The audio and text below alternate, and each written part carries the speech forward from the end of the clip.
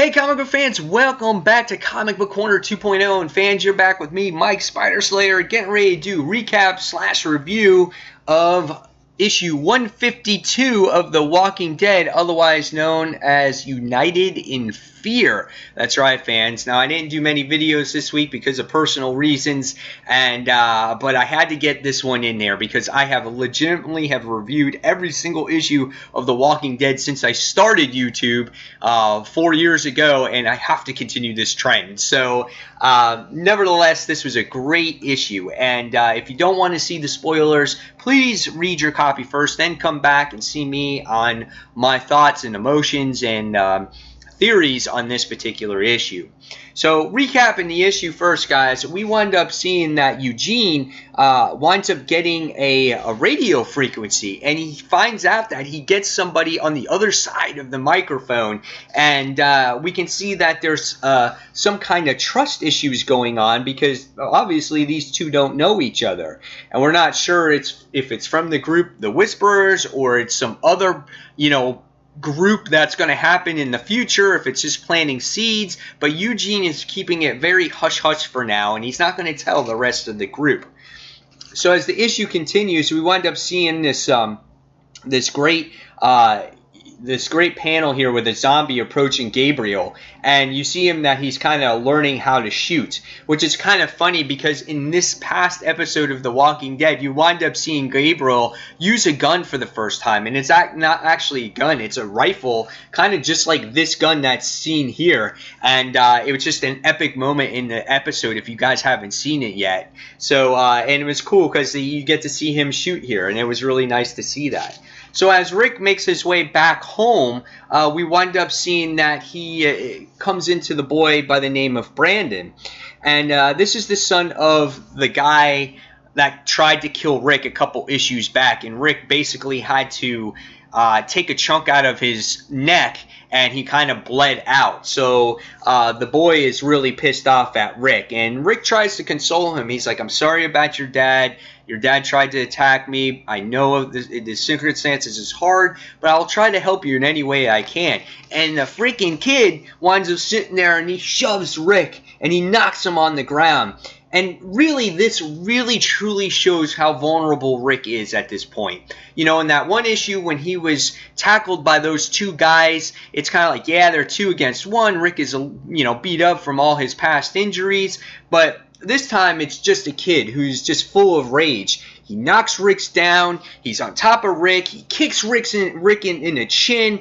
He winds up jacking him in the face a whole bunch of times.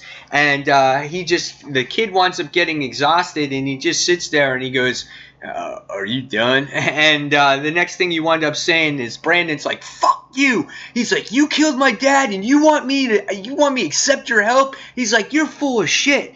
And the next thing you wind up seeing is Rick sits there and he has enough. And he sits there and he knocks the kid back on his ass, and he goes, tell me a reason why I shouldn't choke you out. He's like, you had a brick, and you tried to hurt my son. And he's like, and your father tried to kill me. He's like, I should just kill you right now. And so Michonne kind of comes into the situation and kind of just pulls Rick back. And we wind up seeing that Brandon goes his own way and Rick goes his own way. And we get to see that Brandon's all pissed off, and he kind of just runs off. And he goes into Negan's cell. He knows where Negan is being held, and he kind of spills the beans over here to Negan and tells him that the Whisperers are this group that they're going after and this and that. And he goes, why don't we, work together and we can team up and we can sabotage their plan? And Negan just sits there and goes, I don't know, kid. He's like, but you make some great points. And he's talking to him, and it's just like, oh my God, is it really going to happen? Is Negan finally going to get out of that jail cell? And so what happens at the end of this issue, Rick gets alerted, Rick and Michonne get alerted and say, oh my God, Negan is gone, he's missing from his cell. And they go down the stairs, and he's like, Michonne. And Michonne sits there and goes, he's gone. And Rick sits there and goes, fucking hell. And now you see Brandon and Negan are officially gone. Negan is out of the jail cell. What happens next? I don't know. but Robert Kirkman has been teasing Negan in that cell and escaping for such a long time now. It's almost, I have to believe it. I have to see it to believe it in the next issue to show that Negan has officially escaped. And will he work with this Brandon kid, or will he work with Rick on achieving Rick's trust? That's what I'm trying to find out here, and that's hopefully we'll find that out in the next issue.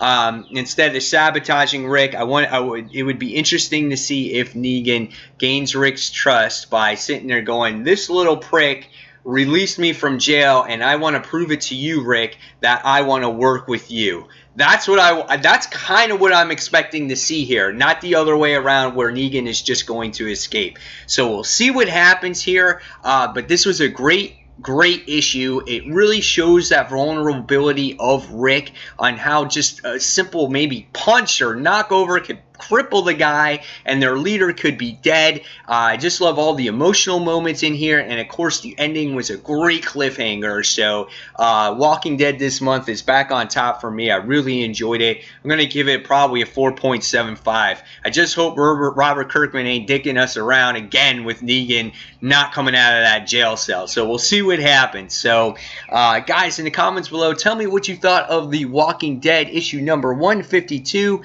And fans, until that next comic book review, this is Mike Spider Slayer signing off, and I'll see you guys real soon. Take care, fans. Bye.